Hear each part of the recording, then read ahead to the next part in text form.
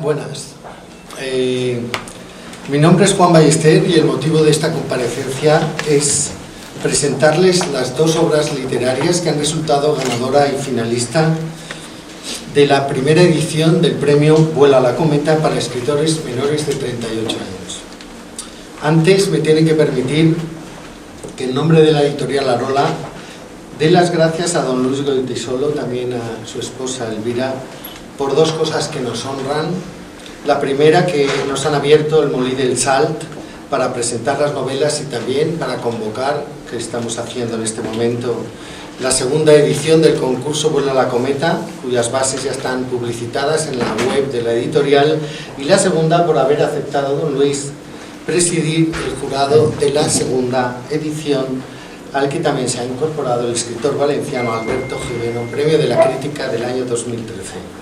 En un fallo que se hizo público el pasado día 7 de noviembre, durante una velada literaria que se celebró en Tarragona y que fue también presentada de forma altruista por el periodista Luis del Olmo, el jurado del concurso declaró ganadora a la novela Cartas de amor después del ecocidio, de Marcelo García, a mi izquierda, y finalista Isc, el color de las granadas, del escritor de Melilla, Juan Andrés Moya, a mi izquierda, que se quedarán en esta mesa cuando yo me levante, porque tienen ganas de debatir sobre el estado actual de la novela con algunos pesos pesados que están en esta mesa.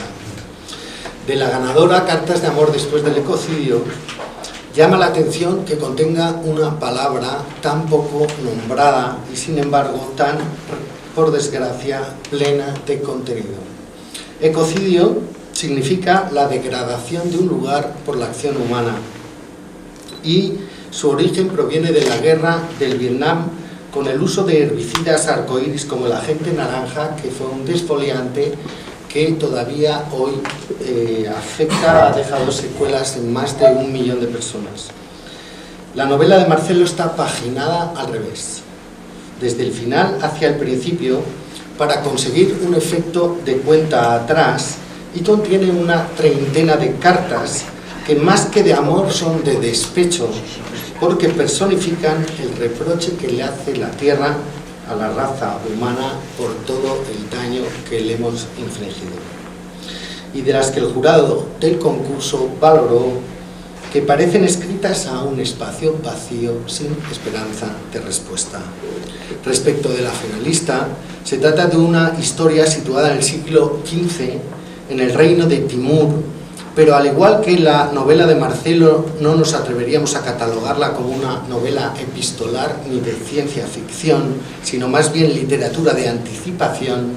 Isc, el color de las granadas, no es una novela histórica, a pesar de que la leyenda entre el rey Akbar y su hijo, el príncipe Nuruddin, existe y es real. Y aunque contiene una bellísima historia de amor, tampoco se trata de una de esas novelas que los franceses llaman al agua de rosas, porque se sabe desde el primer momento que eso va a terminar muy mal. Romeo es descendiente de Babur y de Gengis Khan, y Julieta una esclava que le lee poemas como en las 1001 noches, pero que no correrá la misma suerte que Cerezabe. Solo un apunte más. La pregunta más frecuente es por qué para menores de 38 años y en el panorama literario conviven dos clases de novelistas.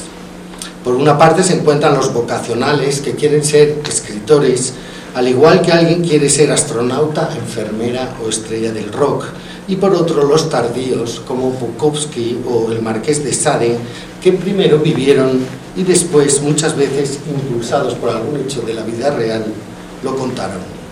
Como saben ustedes, la inmensa mayoría de los escritores universales empezaron sus carreras siendo jóvenes o muy jóvenes, como Vargas Llosa, Blasco Ibáñez, que fundó un periódico a los 16 años, o el gran poeta Arthur Rimbaud, que abandonó la literatura cuando alcanzó la mayoría de edad. Y también creemos que deben existir muy notables diferencias entre escribir mirando hacia atrás, usando de materia prima la experiencia, o los jóvenes que aspiran a profesionales como Antonio Gala, quien abandonó las oposiciones para abogado del Estado, o el mismo Luis Goytisolo, que publicó su primera novela, Las afueras, a los 23 años, que dedujo escribió al tiempo que estudiaba derecho romano. Como dijo el autor de La Perla, el oficio de escritor hace que las apuestas en las carreras de caballos parezcan un negocio estable. Y en Vuela la cometa hemos buscado a jóvenes no para que coticen como autónomos a la Seguridad Social durante 35 años, sino porque, como en estos dos casos, estamos convencidos de que les impulsará en sus carreras literarias en el negro panorama de la novela, del que seguro hablarán los asistentes al coloquio que sigue. Muchas gracias a todos, libreros, escritores, periodistas y a nuestro patrocinador, las bodegas de la Conca de Bárbara, Clos Monmágica.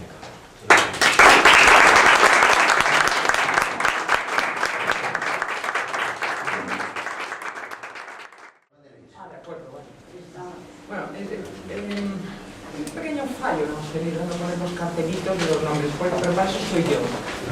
Que les contaré que al extremo de la mesa se encuentra un colega, Xavier Allende, que es pues eso, periodista de La Vanguardia, el responsable de que las páginas de cultura de La Vanguardia tengan que ser consultadas prácticamente por todo el mundo. Es autor de un libro que se llama Aquellos años del boom, de hace 2 años, que fue un libro también un libro muy consultado, muy consultable. Un trabajo de años y de investigación y ha sido también premio Gaziel de biografías en el 2013. Xavi ha hecho un hueco difícil porque estamos en pleno Sant Jordi ya prácticamente y en Barcelona estos son palabras mayores. O sea que muchísimas gracias, Xavi. Jesús Machamalo, cerca de mí, es otro colega, escritor de muchos libros, ha trabajado en todos los medios posibles, pero nosotros nos conocemos de Radio Nacional de España. Ha sido comisario de exposiciones literarias, como por ejemplo Cortázar en los libros, que fue bastante celebrada y fue muy gratificante, y escribe sobre la lengua en la revista Muy Interesante, lo cual es muy interesante porque nadie se imagina que alguien es muy interesante, que es como una revista de tecnología y no sé qué, y curiosidades científicas, pues la lengua esté considerada, o sea que está muy bien eso. Tiene un blog que se llama El Don de la Impaciencia, que tiene también mucha gracia el título, quiero decir, porque en parte es de lo que a lo mejor vamos a tratar en la mesa esta, ¿no? El don de la impaciencia, en este caso no como don, sino como razón por la cual a veces no se puede uno sentar a leer una novela en el tiempo en que vivimos, porque estamos zapeando o clicando o cambiando de pantalla todo el rato, ¿no? Entonces el cerebro parece ser que es muy plástico y acaba convirtiéndose en eso, en necesitar esas cosas. Entonces tenemos que hacer una especie de ejercicio de meditación zen para volver otra vez a la necesidad del libro, la pesquecilla esa agradable que suelta el papel, esa cosa de tocar y de sentarse a leer, respirar hondo y dejarse fluir con la lectura, ¿no? Yo creo que nos ha tocado en esta generación a todas las generaciones, la mía también, que decir, no solo la de los más jóvenes como los ganadores de este premio. Pero en fin, y bueno, Luis Goytisolo casi prefiero no presentarlo, pero si quieren les digo que escribió un libro muy gordo, que no es el de Petete, sino Antagonía. Antagonía, que bueno, por suerte, no sé, por suerte han disfrutado del don de la paciencia en este caso, porque no es el típico libro que se vende según sale al mercado, ¿no? Ya ha necesitado años para que sea reconocido, aunque lo fue en su día, en la primera parte cuando salió, pero ha necesitado más años para ser más reconocido, ¿no? Y sobre todo pues ha experimentado una crítica magnífica y súper generosa en el Times Literary Supplement de hoja y media, que en el Times una hoja es una sábana, de Michael Kerrigan, que es bueno, un crítico muy notable, vamos, que se leyó muy detenidamente en español, en castellano, el super libro, ¿no? Bueno, ¿y de qué se trata? Pues de hablar de la novela, de la muerte de la novela, que según Mark Twain ha sido en extremo exagerada, y ya Mark Twain, si lo dijo hace unos años, pues a lo mejor sigue siendo en extremo exagerada, pero puede que haya puntos de lógica en temer que la novela acabe, ¿no? Hoy mismo se sabe que Google ha ganado en los tribunales de Estados Unidos una querella que llevaba 11 años trabajándose de su página Google Books, que es una página potentísima en la que tú clicas en esa página y puedes leerte, bueno, todas las novelas que quieras, como 1,5 millones de novelas aproximadamente, o más, sin tener que pagar nada. Bueno, supongo que hay excepciones con los derechos de autor de los autores que están ahora mismo produciendo, pero no sé cómo se arreglarán. El caso es que como que el papel ya no hace falta, ¿no? Y de eso se trata. No sé, Luis, quizá empiezas tú a plantear lo que a ti te parece, el peligro que a ti te parece que pueda tener la novela actualmente o no. Bueno, es muy sencillo ser catastrofista cuando los propios editores y libreros lo son. Yo reconozco que el momento actual no es bueno para la novela por muchos factores. El principal seguramente es el cambio en los hábitos sociales, la importancia de los móviles, la importancia de Internet, etc. De ahí que celebre pues, un premio como el presente, que premia a los menores de 38 años, que son seguramente los que menos tienen ese hábito de leer, porque no lo han tenido desde el principio, a diferencia de todos nosotros. Pero tampoco soy tan pesimista, es decir, creo que siempre ha habido y siempre habrá gente que lea la novela en un formato o en otro. Esto puede cambiar. Y por supuesto que la novela es un género que se debe a la imprenta. Si la imprenta hubiera sido imposible. Antes de la imprenta la lectura era colectiva, alguien leía y los demás oían. La imprenta hizo posible la lectura individual, para mí mucho más enriquecedora, ¿no? Y que permite pues, una serie de formas imposibles, por lo complicado a veces para un simple oyente, ¿no? Pero lo que me consuela es pensar que leemos obras de autores de hace 2000 años, escritas en idiomas absolutamente distintos y en medios simplemente el impreso, que no podían ni imaginar ellos. Me refiero al mundo clásico, una edad media un poco más mortecina, francamente, pero que a partir de Italia, de Dante, Boccaccio y Petrarca, empieza a resucitar y de ahí se extiende a toda Europa, ¿no? Tal vez empezando por España y Francia más bien. Y entonces, sobre todo la aparición de la imprenta, unida a la coincidencia del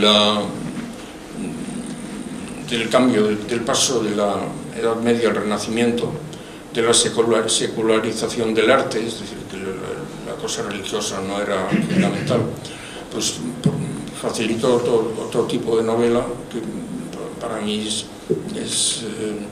la época de novela y de literatura. Es decir, que es la época más interesante realmente de la historia de las letras, porque no es solo la literatura, la novela, sino también el ensayo, por ejemplo, otro género imposible sin la imprenta, ¿no? Y por supuesto la poesía, que tenía pues, un desarrollo mayor. Además yo creo que es mejor incluso para la poesía la lectura individual que la otra, ¿no? Entonces, bueno, si leemos a gente que ha escrito en otros idiomas, bajo otros formatos y tal, lo seguimos leyendo y se siguen editando, esto no quiere decir que en el futuro nos siga pasando lo mismo con lo que hoy entendemos por la novela. Vamos a preguntarle ahora, así en breve, la cuestión al primer premio de Vuela la cometa. ¿Qué te parece el panorama? Bueno, pues... o inmediato también. la cuestión sobre el futuro, el estado actual de la novela y demás, la cuestión es que ahí yo establecería, bueno, aparte de la diferencia que hay entre toda obra artística, bueno, la polarización entre forma y fondo, ¿no? Pero aquí ya hablamos de formato, ¿no? El formato, el modelo de negocio, incluso, que eso puede ser lo que con el paso del tiempo, con la adecuación a la contemporaneidad, se tiene que ir también diversificando, adaptando, mutando. Eso es en realidad lo que puede variar o lo que va a variar, pero para mí el arte de narrar, de contar historias, lo hablaba ahora mismo con alguien de la prensa, que es inherente a la naturaleza humana, ¿no? Entonces estará presente las cuestiones de qué manera. Tú hablabas que me parece muy interesante, de los cambios en la neuroplasticidad cerebral que implican los nuevos formatos, los medios de comunicación. Pues realmente es cierto que son contrarios a la reflexión, a la profundidad. En cambio, esa lectura del hipervínculo, de pantalla y todo eso también facilita la multitarea, ¿no? Realmente a dónde nos lleve eso como especie, al ser humano, ese nuevo ser humano, pues si ahí existirá la novela o no, pues bueno, yo creo que excede ya propiamente el ámbito de la literatura y que ya nos afecta de una manera ya filosófica. Es posible que las nuevas generaciones ya mutantes soporten el ecocidio incluso. ¿Qué te parece, Juan Andrés? ¿Qué te parece? Yo no puedo estar más de acuerdo con el señor Bautisol. Yo realmente creo que no podemos tener una visión catastrofista de la novela. Yo creo que aunque el medio a través del cual uno se aproxime a ella varíe con el paso del tiempo y como consecuencia de los cambios evolutivos, de los cambios sociales, al final cuando uno tiene deseo de leer, eso no va a cambiar. Lo haremos a través de formatos distintos, lo haremos a través de medios con lo que ni siquiera imaginamos hoy en día, pero el deseo de leer es como el deseo de escribir. Escribimos en ordenadores, a diferencia de hace años que escribíamos en máquinas de escribir o con plumas o lo que fuera. Al final todo eso es un medio, lo principal no es el medio, lo principal es la fuerza que te empuja a ello. Y si mañana desapareciera el ebook, yo me buscaría la forma de leer de otro modo, y si desapareciera el libro impreso, buscaría otra forma de leer, y todo es igual. Y si no ocurriría de alguna forma, yo creo que dentro de 100 años y dentro de 100 años seguirá habiendo lectores. ¿Cómo leerán? Nadie lo sabe, pero seguramente seguirá habiendo lectores, no creo que vaya a desaparecer, creo que llevamos muchísimo tiempo siendo catastrofistas y pensando que es el fin de la novela, o el fin de la literatura, o el fin de la lectura, y sin embargo aquí seguimos hablando de la novela. Así que... Exacto. No sé, Xavi Allén, si en la redacción de La Vanguardia, cuando te llegan 800 toneladas de libros, te entra el miedo a que acabe el libro alguna vez, no sé, la novela. Bueno, yo de hecho una vez los conté porque siempre me preguntaban ¿cuántos libros te llegan? Y entonces me salía una media de 14 libros al día. Lo conté durante un mes, y luego lo dividí en el número de días en los que el correo. Entonces pues yo cada día recibo en mi mesa, a mi nombre, pues 14 novedades como media, ¿no? Hay otros compañeros que tienen medias más altas, otros medias más bajas, porque luego sé que lo han contado también. Y entonces, claro, es imposible que un periodista, que un crítico literario se pueda leer, porque a veces la gente cree que estamos en un sofá leyendo atentamente todos los libros que nos llegan, entonces no, tenemos que hacer una gran labor de selección de todo aquello que nos llega. Pero sí que hay una diferencia fundamental y que tiene que ver con el tema del que estamos hablando aquí. Como por ejemplo, hace 20 años, o más de 20 años, cuando yo empecé a escribir de libros en La Vanguardia, yo recuerdo que yo hablaba con los editores, que a mí quien me venía a explicar los libros era el editor, que se había leído el libro, que muchas veces lo había trabajado, que conocía al autor, y entonces las grandes editoriales tenían sus departamentos de marketing, pero el departamento de marketing se encargaba pues de vender el libro en librerías, es decir, pues de hacer unos expositores, se encargaba de, no sé, pues de hacer camisetas o bolígrafos, lo que fuera, pero yo ni los conocía, ni sabía quiénes eran, ni nada. Entonces ahora, si analizo cómo funcionan las cosas 20 años después, lo que veo es que los jefes de marketing de los grandes grupos editoriales casi en algunos casos mandan a los editores, porque no sé, pues el otro día hablaba con el director de una agencia literaria que me decía, no, es que nos llaman y nos dicen, ¿no tienes una novela negra de Barcelona? O sea, inciden mucho en la línea y en el tipo de libro que se publica, y digamos que ya no se limitan a actuar sobre el punto de venta, sino que actúan sobre nosotros, sobre los periodistas, sobre los críticos, actúan sobre el producto, sobre los editores. Y entonces digamos que la diferencia más grande que veo en los últimos años es que ha habido como un cambio en la jerarquía de las funciones en estos grandes grupos editoriales. Todavía hay pues editoriales independientes, no sé, pues yo hablo pues con Enrique Redel de la editorial Impedimenta, con Luis Solano de Libros del Asteroide, con los de la editorial Arola, que nos llevan aquí y nos hablan de los libros que ellos han leído y nos hacen estar con los autores. Es decir, que no es algo o sea, que todavía existe ese método, digamos, que antes era el método común, ¿no?, de hace 20 años, de trabajar y de promocionar un libro, pero es algo que ya solo es en aquellos que trabajan, digamos, de un modo, podemos decir, más artesanal o más reducido, y son editoriales pues de otras dimensiones. Sí que es verdad que nos piden estos grandes departamentos de marketing de los grupos editoriales, pues a veces te llaman y quieren que entrevistes a alguien sin haberte leído el libro, porque es que ni te lo han enviado a veces, ¿no? Y dicen, no, es que estamos ya cerrando su agenda de este autor que ha vendido 1 millón de ejemplares en Estados Unidos y tienes que decir media hora, pero bueno, y a veces pues te tienes que enfadar un poco y pedir que te envíen el libro antes para que tú puedas juzgar si lo vas a entrevistar o no. Entonces, yo creo que para nosotros, para los periodistas, el cambio fundamental es que estamos más metidos en esta dinámica. Es una dinámica que además es internacional, porque bueno, ahora estos días que por Sant Jordi, por ejemplo, visita Barcelona un ejecutivo alemán, el máximo directivo del grupo Penguin Random House, ¿no?, que es uno de los grupos, si no el más, al menos literaria, en lo que es edición literaria, es el más importante del mundo. Y yo le entrevisté no hace demasiado, y él me decía que una de sus funciones es, desde su oficina de Nueva York, pues establecer cuáles son los títulos y los autores que van a promocionar y que tienen que triunfar en todos los países donde está el grupo, es decir, que son casi todos, ¿no?, y que mayoritariamente resultan ser anglosajones, ¿no?, como es natural, porque lo deciden en Nueva York, ¿no? Entonces yo creo, en cuanto... yo no hablando tanto del contenido de las novelas, porque sí que creo que se siguen haciendo novelas de todo tipo y que hay muchos escritores que siguen intentando ampliar los límites y que no ven la novela como un mero ejercicio de entretenimiento, sino de conocimiento, ¿no?, que eso es algo que también es una percepción, ¿no?, que le pedimos a la novela, ¿no?, es algo que también es interesante, ¿no? Antes parecía que la novela era algo que nos ayudaba a crecer, ¿no?, ahora parece que es algo pues para pasar el fin de semana, ¿no? Son también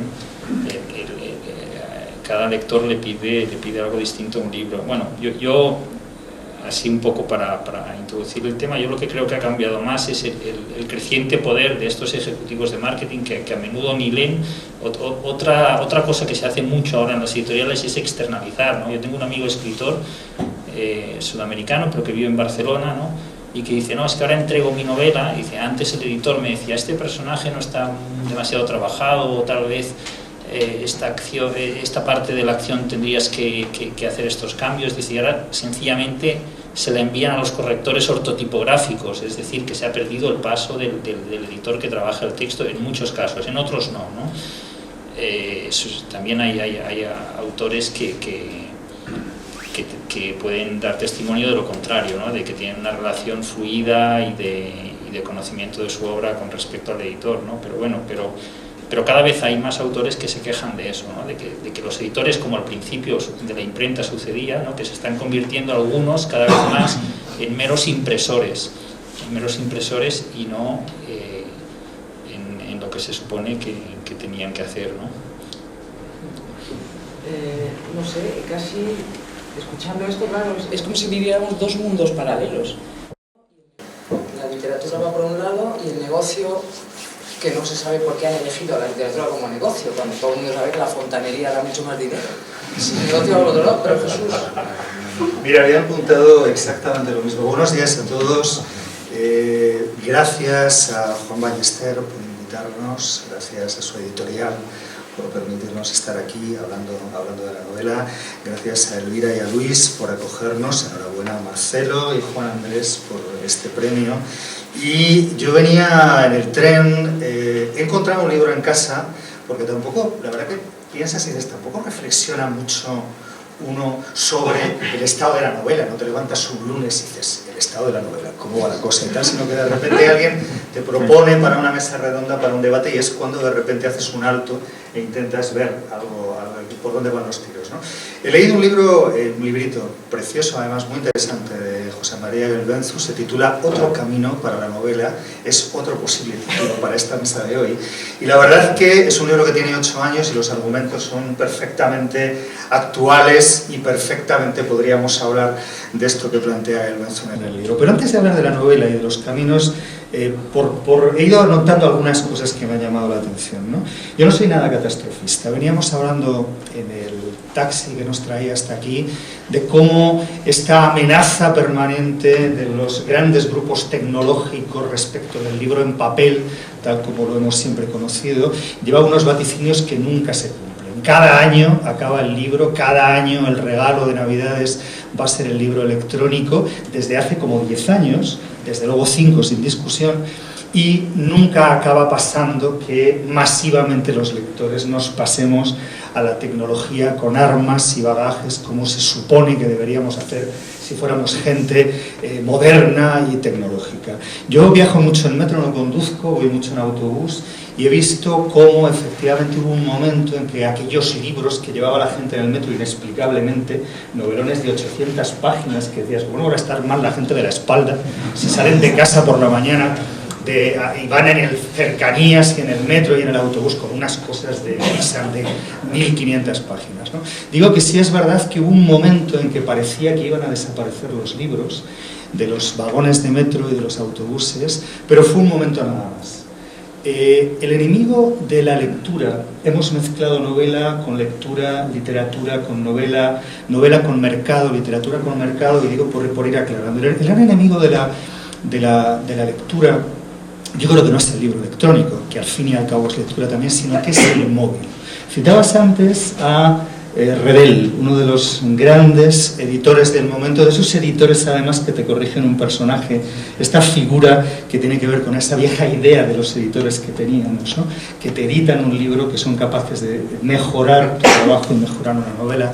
Enrique Redel, en un coloquio que estuvimos hace un par de meses, me divirtió mucho porque decía, el gran enemigo de la lectura es todo lo que tenemos que hacer, y ligaba el aburrimiento con la aventura de leer. Decía, nosotros nos hicimos lectores porque nos aburríamos en el pueblo de pequeños. Y dijo, es que es verdad. Ese mundo que teníamos de siestas infinitas, los mayores que no te dejaban entrar, te conducía inexorablemente a la novela porque teníamos tiempo de sobra, nos aburríamos muchísimo y se hacía en silencio. Claro, la lectura era una fiesta, era alargarte, escapar y poder emplear. Y es verdad que este mundo nuestro está lleno de tentaciones que tienen que ver con el ocio. Vas en el metro, insisto, y ves a un tipo con un libro y el resto lleva un móvil. Un móvil que es una puerta a mundos absolutamente insólitos. Hay quien está jugando a unas bolas que caen y que de repente hacen flash, y además nos enteramos todo el vagón, Candy Crush, ¿no? Porque lo llevan a toda, está altísimo. Otro tipo va viendo una película con los cascos, alguien escucha música, alguien chatea, otro está haciendo fotos, con lo cual digo que el móvil da todo ese festival de posibilidades de ocio en la que la lectura juega en desventaja. Yo creo que eso es algo importante que ha pasado últimamente. El tema, ya digo, del aburrimiento. Novela y lectura. No siempre la novela es lectura, no siempre la lectura es novela. Se leen muchas más cosas y yo no soy nada radical. Leer es que te sientas y lees, y creo que no es importante. Yo soy de papel, me gusta el papel. Hemos estado, Elvira y yo, viendo nuestros respectivos cuadernos, me ha dicho la pluma, oye, qué bonita tinta, qué caprichoso eres con las plumas. Pues sí. Digo que para mí el papel está ligado a la creación, está ligado también a la lectura, porque me he educado en el mundo del papel y porque me encanta el papel. Me encanta subrayar, doblar las páginas, poner un eslibris, poner mi nombre, prestar un libro y saber que eso tuyo está en casa de aquella novia que siempre has querido tener y que la puedes llamar cualquier día para decir, ¿recuerdas el libro aquel que te dejé? Lo necesito. Podemos, etcétera. Por tanto, digo que yo soy de papel, pero entiendo perfectamente, tengo hijos pequeños y tal, que compaginan perfectamente esta doble lectura en papel, en tableta, en televisión. Mi hijo el pequeño Andrés, que hay que acudir si tienes cualquier tipo de catástrofe tecnológica en casa, Andrés es la solución. Andrés, ¿cómo se pone mayúsculas y tal? Por favor, trae, no sé qué. Total, que digo que compagina perfectamente distintos soportes y distintas maneras de acercarse a la lectura. Literatura y mercado son dos cosas que no tienen nada que ver.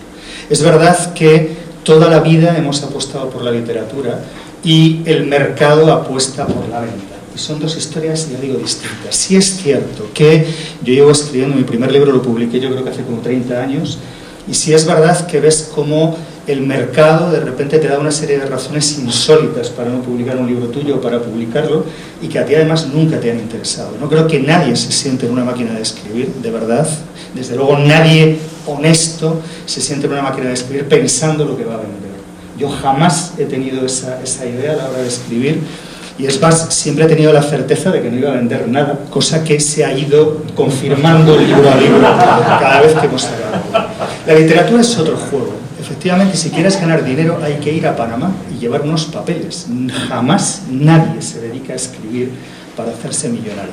Sí escribimos para que nos quieran, pero hay distintas maneras también de que te quieran. Puedes hacerte cantante melódico y tiene mucho menos problema. Yo tengo un amigo que se llama Manuel Longares, que es uno de los mejores ahora mismo, y una vez le preguntaron en una rueda de prensa que cómo escribía, que cuál era la mecánica. Ya sabéis que hay una leyenda de manías de escritores que tienen que ver con un tipo de papel determinado, un tipo de letra, de madrugada a las 5, no sé qué, etcétera, etcétera. Y dijo Longares, un hombre, ya digo, muy sensato, dijo, mira, si quieres me invento una manera, porque sé que queda muy literario contar que tenemos 15 manías y tal, yo te invento 5 ahora mismo. Dice, pero eso no es lo importante de la literatura es que te levantas durante a veces 4, 5 años, todos los días de tu vida, te sientas en una mesa tú solo y te pones a escribir. Y esa es la literatura, y es la literatura que nos interesa, y desde luego son las novelas que nos interesan, esas que tienen que ver con alguien que se levanta cada día de su vida, se sienta en una mesa y se pone a escribir. Y luego hablamos de Goebbels. Vamos a dejar para después.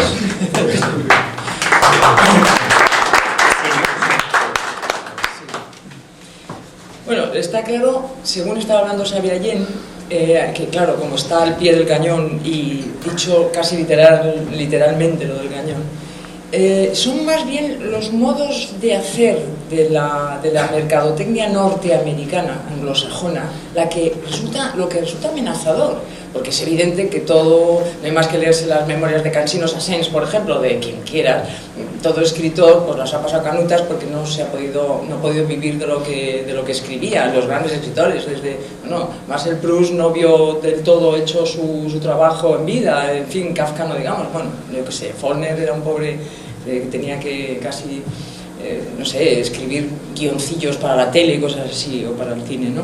Pero claro, siempre había esa dificultad, pero ha sido más humano, en España al menos, o en el mundo europeo, no digamos mediterráneo, ha sido más humano ese ser pobre por ser escritor, que esa cosa amenazadora, arrolladora de los chacales y de los grandes Penguin Random House, estos monstruos, ¿no? Que ya están tan alejados aparentemente de la literatura, ¿no? Es decir, que insisto en que parece que hay un mundo paralelo claramente. Yo no sé, en el caso de los jóvenes escritores que tenemos encima de la mesa, pues a vosotros os preocupa mucho eso. Cuando se sienta uno a escribir piensa, porque es inevitable, uno escribe para que le lean, y si encima ganas un poco de dinero, pues qué bien, ¿no? ¿Eso hasta qué punto puede entretener, puede distraer, puede preocupar a la hora de escribir, Marcelo? Lo hablábamos antes, que realmente el que quiera dedicarse a la literatura buscando dinero, pues bueno, es ingenuo o un utópico, ¿no? Y realmente sí que a la larga, una carrera de fondo, pues no lo sé, pero no es la motivación de entrada. Yo, o por lo menos en mi caso no lo es, yo en esa diferencia entre la literatura como oficio, la literatura como terapia. Yo necesito la literatura como terapia para ahorrarme los psicólogos. Y ese es mi caso, y es cierto que bueno, sí que el ritual o tener incorporado, integrado esa dinámica en tu día a día, pues claro, es un estilo de vida, ¿no? Es un estilo de vida en el que a veces es complicado interactuar con la gente que está fuera de ese estilo de vida y que lo ve de otra manera, ¿no? es complicado. Yo siempre digo, bueno, es que con la literatura yo ya prácticamente lo tengo casi todo lo que necesito, ¿no?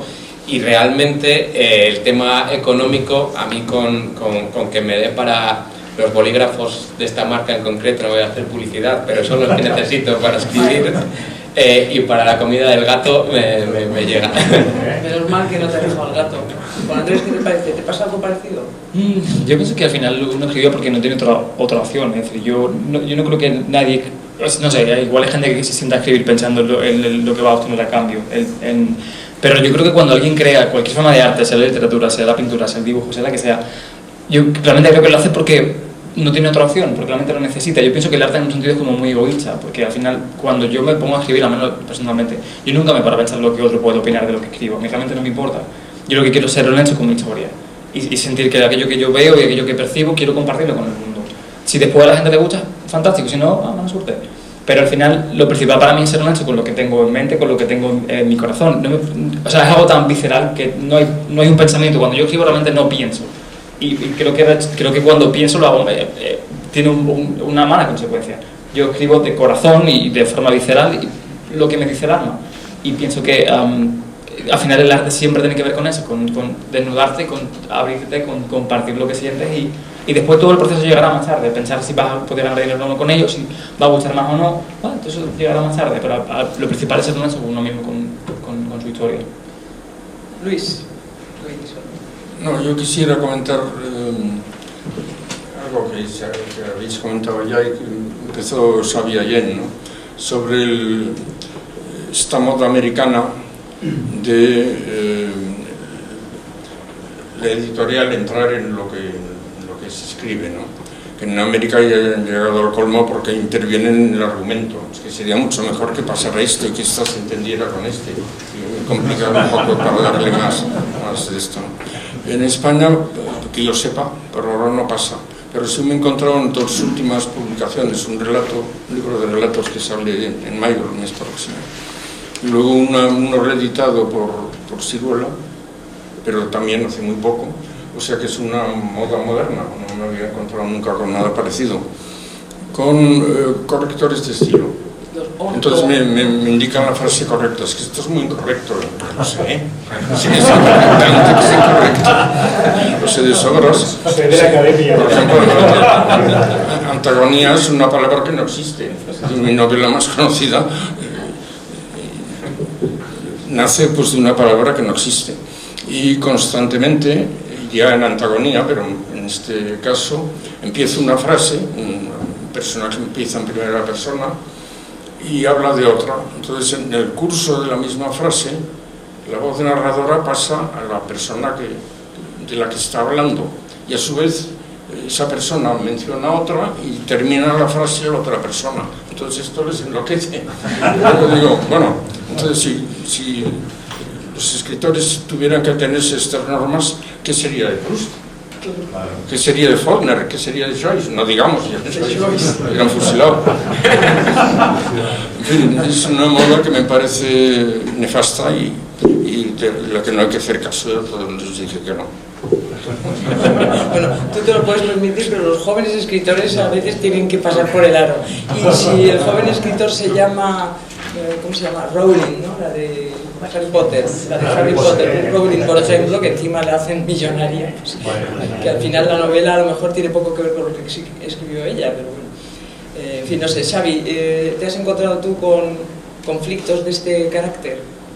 Bueno, ahora que estabas citando a Rowling, yo por ejemplo, un problema que tenía su editorial aquí en España, Salamandra, es que claro, enviaba los mismos libros a toda América Latina y el español les sonaba muy extraño, ¿no? Porque claro, pues los lectores de Colombia, de Venezuela, del Perú, pues no conectaban con eso. Y es un tipo de libro, digamos, que va a un público masivo y que eso era un problema, ¿no? Y entonces al final han contratado en cada país a una persona, digamos, que versiona al castellano que ha hecho el traductor español, lo versiona, va poniendo pues frases hechas y vocabulario concreto de cada región del español, ¿no? Pero los primeros libros de Harry Potter tuvieron ese rechazo del lector, ¿no? A mí se me recuerda, yo cuando era niño, no sé, las películas de Walt Disney las veíamos dobladas a un español pues que parece ser que no era de ningún país concreto, sino que intentaban hacer como una mezcla de idioma, ¿no? Que no chocara demasiado en ninguna de las áreas lingüísticas, ¿no?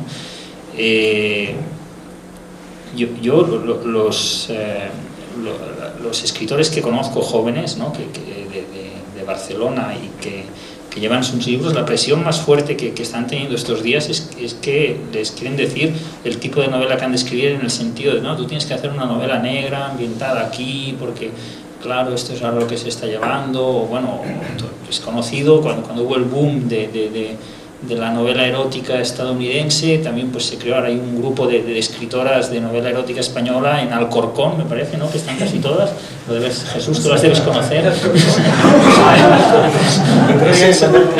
Escritores que beben con una nota que me decían, toma, te va a encantar. Digo, ostras, ¿por qué me lo has cansado?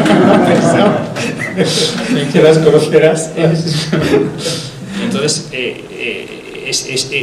este tipo o sea, es algo que, por ejemplo, que aplicar los conceptos que se aplican pues a la moda, ¿no? Ahora esta temporada se lleva este color, se lleva este tipo de camisa, este tipo de pantalón, de chaqueta. Aplicar eso al libro yo creo que es muy nocivo, porque se habla mucho de los bestsellers, pero otra cosa que se dice poco es que el 90% de los supuestos bestsellers no venden nada, porque todos estos productos que se hacen en esta línea triunfan una minoría, digamos, triunfan comercialmente, pero la mayoría de libros, no sé, pues eso, entre esos 15 libros que recibo yo cada día, pues todas las novelas negras, novelas eróticas, novelas de lo que está de moda en cada momento, pues de la inmensa mayoría no habla nadie, ni se venden, o sea que en realidad es un esfuerzo enorme para conseguir poca cosa, ¿no? Porque cuando hubo el boom de Harry Potter, yo no sé si podemos citar pues 4 o 5 libros parecidos a Harry Potter que hayan tenido un triunfo parecido, porque no sucede así tampoco. Y sobre todo los escritores que no tienen claro que eso no va a ser su modo de vida, porque sí que es verdad que hay muchos escritores que lo que quieren es profesionalizarse, lo que quieren es pues vivir de trabajar, y tienen eso como una aspiración personal, y muchos acaban plegándose a esas indicaciones. Y también hay el caso contrario, escritores de gran calidad que han tenido éxito con una novela y que a partir de ese éxito continúan escribiendo la misma novela a lo largo de su carrera. Eso pues podríamos citar también muchos ejemplos, ¿no? Mientras que hay otros pues que van renovándose o van explorando otros caminos, ¿no? Yo creo de todas maneras que eso ha existido siempre. Yo que he trabajado pues sobre todo en la época de los años 60 y 70, y he leído muchos diarios y muchas revistas sobre literatura de aquella época, una de las cosas que me llamaba la atención es que de muchos de los libros de los que más se hablaba entonces, de bastantes libros, hoy no ha quedado memoria, no hay eco, no han dejado huella. O sea que también eso me hace ser optimista, porque quiere decir que de estos libros de los que estamos hablando tanto, pues a lo mejor de aquí 20 años nadie se acuerda, y en muchos casos pues eso estará bien, ¿no? Lo que sí que creo es que, volviendo otra vez al tema de la mercadotecnia, que un error que cometemos los medios de comunicación, o algunos medios de comunicación cometen, es entrar en esta dinámica de las listas de más vendidos. Una cosa que me sorprendió, por ejemplo, es que en los años 70 en la mayoría de periódicos no publicaba lista de libros más vendidos. Y eso realmente me llamó la atención, porque hoy no hay suplemento literario o diario, por más serio que sea, que no ponga la lista de libros más vendidos, que además en España no es verdad, porque no existe en España un método como el que existe en el Reino Unido. En el Reino Unido las ventas de libros funcionan como aquí las entradas de cine, es decir, cuando ustedes van al cine, pues va eso a un ordenador central y se sabe exactamente los espectadores que ha tenido cada película, más o menos. Es bastante exacto. Eso no sucede con los libros, pues por muchas razones, entre ellas que a lo mejor a los editores tampoco les interesa, pero cuando uno compra un libro y pasa por caja, eso no va a un ordenador central y eso no es la lista de más vendidos, porque si se fijan y comparan las listas de más vendidos en los diferentes suplementos o medios, pues hay unos títulos que coinciden, pero luego hay otros que no, y a veces, y curiosamente, las de los colaboradores de esos medios sí aparecen casualmente en un buen puesto, ¿no? Entonces, pues a lo mejor nos estamos guiando por listas de más vendidos que no son fiables, y aunque lo fueran tampoco deberíamos fiarnos por ellas, ¿no? Jesús, me parece que tienes ahí algo. Sí, antes, bueno, fatal de notas. No, antes, que me ha hecho gracia lo del ranking de libros. Yo recibo 14 a la semana, por tanto estoy en el ranking bastante por debajo de Xavi Allén y bastante, mucho más por debajo. 14 a la semana es poquísimo. Voy a decir que me manden más para estar en el ranking, ocupar un buen puesto en la salida de parrilla. Yo creo, bueno, muchas cosas. Yo creo que hay un problema con esto, lo citaba antes Elvira, y es la aspiración de los escritores modernos, contemporáneos, saludables, de vivir de la literatura. Es decir, hecho la vista atrás, te preguntas cuánta gente en los 130 últimos años, que son de los que guardamos memoria, porque tenemos ya una edad muy mala, cuánta gente ha vivido de la literatura, cuántos de los grandes escritores que tenemos todos en nuestra casa y que admiramos, cuántos han vivido de la literatura. Scott Fitzgerald tenía que hacer guiones en Hollywood y vivió y bebió toda su vida de los guiones que hacía. Truman Capote haciendo el bobo todo el día, el pobre, bailando con Marilyn, tampoco estoy muy seguro que consiguiera vivir de eso. En España nadie, pero nadie. Gil de Viedma vivía, como es natural, de ser director general en una empresa de tabacos de Filipinas, de su familia. Blasco Ibáñez tal vez. Felipe Trigo, decías tú antes, lo he anotado, ¿quién sabe quién es Felipe Trigo? Pues era el único tipo de su generación que consiguió vivir de la literatura, ¿no? Baroja se murió diciendo que ganaba 7 pesetas mensuales y decía, pero esto qué locura, y vivía, bueno, pues a medias de la panadería, que se había hecho de médico, pienso en la cantidad de poetas que dan clase en institutos, la cantidad de escritores que han sido al tiempo periodistas o que han tenido que trabajar en periódicos, Javier Marías, Pérez Reverte, hay miles de nombres, cientos de nombres de escritores que tienen que dedicarse a otra cosa, que son funcionarios, que han trabajado en ayuntamiento, que eran ingenieros. Benet, dudo muchísimo que Benet consiguiera vivir ni de lejos de lo que vendía. Aspiró una vez en su vida a vender 10.000 ejemplares y habló al editor y le dijo, oye, públicalo bien, no recuerdo qué editor era, dice, porque por fin creo que es un libro que se entiende y tal vez consigamos por fin vender 10.000 ejemplares, y jamás consiguió vender 10.000 ejemplares. 10.000 ejemplares son menos de 10.000 euros. Del importe de cada libro, el autor se lleva entre un 8 y un 10%. Es decir, que de 19 euros, 17, que es un precio normal, 17,50, un escritor se lleva 1,5 €, de lo cual tiene que declarar a Hacienda la parte proporcional, etcétera, etcétera. Quiero decir que estamos hablando de 1 euro más o menos por libro. Las tiradas no exceden, en el mejor de los casos, los 2.500, 3.000 ejemplares en un libro normal. Hay libros de los que no se venden más de 500 ejemplares, pero hay libros de los que no se venden ni siquiera 100 ejemplares, con lo cual estamos hablando de eso. Ese es el territorio en el que nos estamos moviendo. Yo creo que, y de eso sabe mucho más Xavi que yo, todo cambia en España con Carmen Balcells. Carmen Balcells, por primera vez, consigue que determinado grupo de escritores se pueda profesionalizar y ganar muchísimo dinero.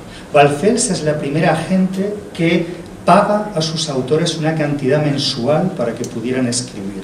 Y eso nos hace a todos vivir la ficción de que todos vamos a poder vivir como Vargas Llosa de los libros. Y todos aspiramos a vivir como Vargas Llosa, y yo creo que ese es el enorme error.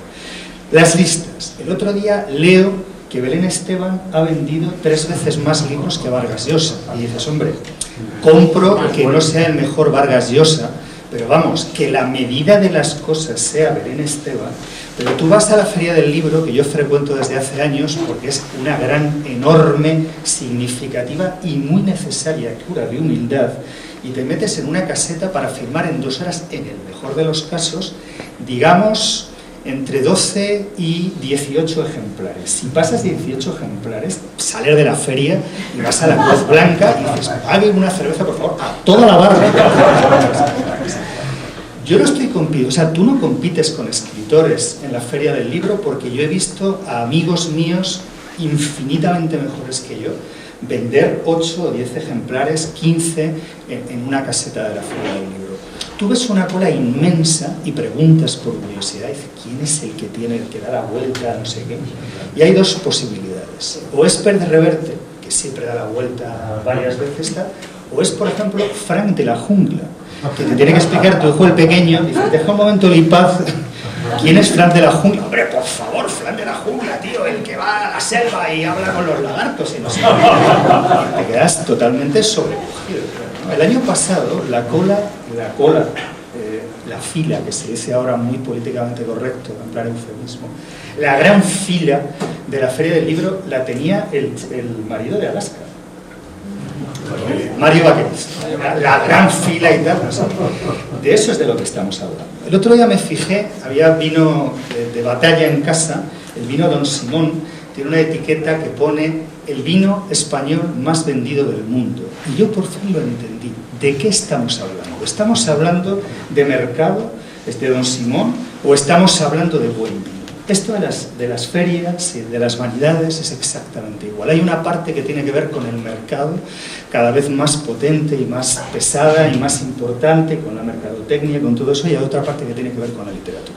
Y creo que hay una cosa que hemos comentado, pero muy de pasada hasta ahora, y es esa puerta a la esperanza que representan las pequeñas editoriales independientes que de 10 años a esta parte han cambiado radicalmente el mercado editorial. Enfrente de esos grandes grupos, Planeta, Random House, de los que son prácticamente todas las editoriales, menos 3, digo que enfrente de esta gente hay de repente 15, 20, 30 pequeñas editoriales de editores como los de antes, esos pequeños editores que van por las librerías, tenemos algún librero y seguro que los han visitado, la gente de Contexto, la gente de Asteroide, la gente de Nórdica, la gente de Impedimenta, y que entienden el mercado de otra manera. Trabajan con los autores como los viejos artesanos, defienden un tipo de libro que perfectamente compite con las nuevas tecnologías, es decir, un libro le dan un valor añadido, o sea, no verás nunca creo, me ha puesto el cuello con esto y a lo mejor lo pierdo, pero digo que son libros bien editados, son libros editados con mimos, son libros que van cosidos, que se corrigen, con los que se habla con el autor, y yo creo que representa el tema de las pequeñas editoriales que empiezan ahora a cumplir 10, 15 años, muchas de ellas, digamos esa salida, esa puerta a la esperanza que tiene que ver con otra manera de entender el mundo del libro, de entender la novela y de entender el hecho literario tal y como lo conocemos. Y que ocurre también en Estados Unidos, porque claro, parece que siempre se asocia a Estados Unidos con el monstruo avasallador, pero también allí hay pequeñas editoriales, lo ha habido siempre. Entre el público tenemos, lo has dicho, libreros y críticos. A mí me gustaría preguntarle, por ejemplo, a Miguel Catalán, que ha tenido algo que ver con esto, a ver, eso, que está ahí escondido detrás. ¿Qué quieres decir de esto de lo que estamos hablando? Porque tienes algo que decir seguro. Bueno, tu experiencia personal como crítico. Estoy de acuerdo con que hay dos universos paralelos. El universo paralelo literario, creativo, que está caracterizado por la espontaneidad del escritor, que es el joven de 20, 22 años que tiene la necesidad de explicar por qué lo ha dejado su novia, o decía algo, la necesidad de explicar qué es lo que pasa por dentro de él, y la necesidad del lector, del joven lector también, que puede ser un adolescente. Este es un mundo que está caracterizado por la falta de relación entre la causa y el efecto. Entonces es un mundo maravilloso, es un mundo amplio y es un mundo miserable desde el punto de vista del cálculo. Es la vida. Y en el otro universo nos encontramos con la relación de causa y efecto que tiene que ver con la economía, que es justamente la ciencia que tiene relación con el cálculo. Y en ese mundo nos encontramos con la ausencia de literatura.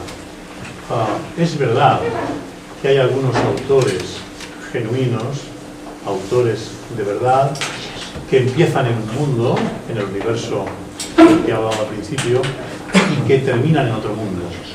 Se ha hablado de Mario Vargas Llosa, que empieza siendo un escritor auténtico, y que luego termina en el otro mundo. Entonces nos encontramos con que Vargas Llosa ha pasado de un universo a otro y, casualmente o no, ha perdido algunas de las virtualidades de su origen, ¿no? Entonces, en ese sentido, los momentos en que se cruzan los dos universos no son momentos felices. De manera que yo, cuando tuve la oportunidad de leer las obras de los dos chicos que tenemos aquí delante, que me parecieron dos obras estupendas, había alguna más que podía haber ganado el concurso, había no muchas más, pero recordar que había en concreto dos más, pero cuando veo a estos muchachos solamente puedo pensar en la emoción mía como lector adolescente, cuando leí a los 14, 15 años La montaña mágica, por ejemplo, y aquello me cambió la visión del mundo, o cuando empecé a escribir poco después. En ese mundo habitamos, creo yo, que la mayoría de los mortales, todos queriendo acceder al segundo universo, pero por fortuna eso pasa pocas veces. Por fortuna, hombre, por fortuna. Hay que hacer feo. No, pero el ejemplo de Mario Vargas realmente me parece a mí también muy bien traído, no por este último anécdota de sus amores, sino porque desde La ciudad y los perros hasta aquí, ha sido una cosa descendente tremenda, ¿no? Sí. De su literatura. Sí, ha cambiado, sí ha cambiado. Claro, hay opiniones, supongo, pero tampoco se trata de Vargas Llosa, que conste. No, pero vamos, estamos en el oro. Que si hay que hablar de la Preisler, se habla tranquilamente, siquiera como concesión a ese mundo de la mercadotecnia. Ahora hay un pico de audiencia en la retransmisión. Se han dicho Preisler. No, es verdad, lo de los dos mundos me parece una metáfora perfecta. Tampoco creo que sea tan deseable ese segundo mundo. Yo, por ejemplo, no me encontraría seguramente nada a gusto ahí, ¿no? Aunque suene un poco petardo por mi parte, ¿no? Hablando de Vargas Llosa, creo que hay gente de una sola obra. Hay muchos escritores. Yo venía leyendo a Gelbenzu, que contaba dos cosas. Dice una novela, intento tampoco capitalizar el tiempo, decía, ¿qué es una novela? Decía, una novela es toda obra de ficción en prosa de más de 150 páginas, punto. Y dije, ojo, tío, deja fuera a Rulfo directamente, o sea, por poco, pero lo deja fuera, ¿no?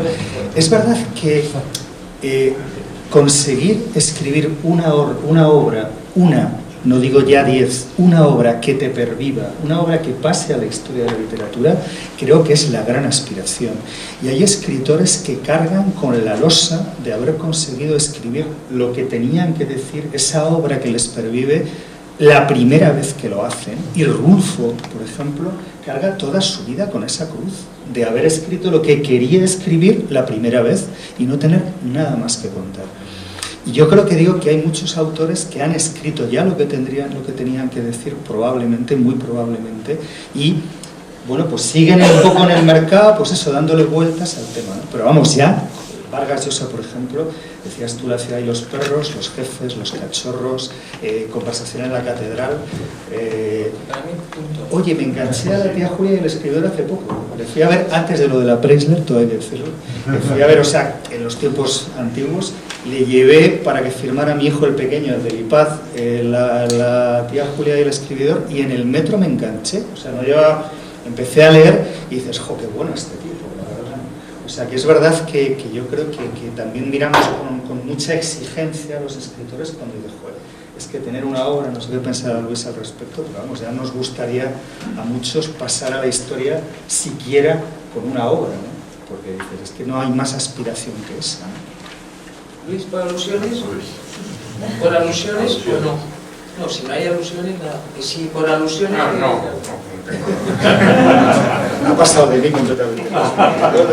Bien, pues yo creo que mientras haya lectores, y parece que es una fauna inextinguible, la de los lectores, Ray Bradbury prácticamente lo demostró, una novela que por cierto se vendió mucho, por mucho juego que le metas a los libros. Habrá escritores y mientras haya escritores pues habrá literatura y no habrá ningún problema. Como decía Juan, me parece Juan Andrés, léalo en este formato o léalo en la cama, en el techo, porque te puedes a lo mejor proyectar en el techo y así te vas quedando dormida con el segundo capítulo de Rayuela. De modo que, no sé, me parece que es una buena conclusión, pero a lo mejor entre el público hay alguien menos optimista. Yo pienso que no, Miguel, que sí, que habrá, que hay esperanza, ¿no? Hay esperanza. Hay esperanza. Claro que sí. Muy bien. Yo me gustaría hacer una pregunta, Sí. una pregunta a don Luis Coelho. Me ha llegado a los oídos de que el gobierno francés ha puesto Antagonía como libro de estudio de los estudiantes franceses en los institutos o universidades. Me gustaría si pudieras ampliar esta noticia. Pues bueno, la verdad es que sí, fue para mí una alegría. En general, cuando ha habido críticas muy buenas en España de españoles de todo tipo sobre Antagonía y mis otras obras, pero esto se aprecia más cuando una correcta interpretación, como lo que ha mencionado Elvira Huelves, de Kerrigan en el suplemento literario del Time, de 2 páginas y media, que acierta, es decir, es literalmente el hilo en la aguja. Y que una persona que no conoces, que no sabes quién es, no habéis oído hablar,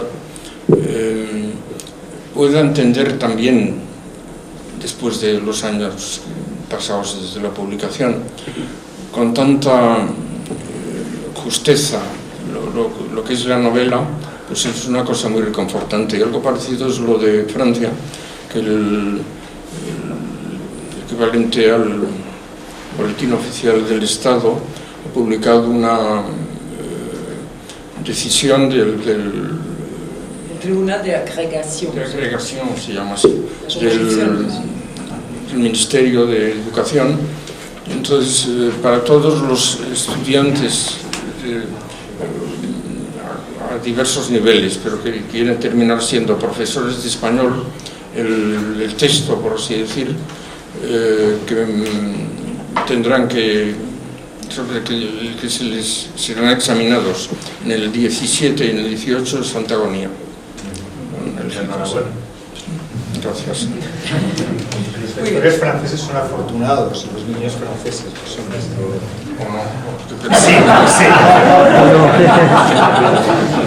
Yo la acaban odiando. Muy bien. Cosita más cortita. Me parece que cerramos nuestra mesa, ¿no? Esta mesa. Podemos abrir otra, pero esta la cerramos. Muchísimas gracias a todos por escucharnos.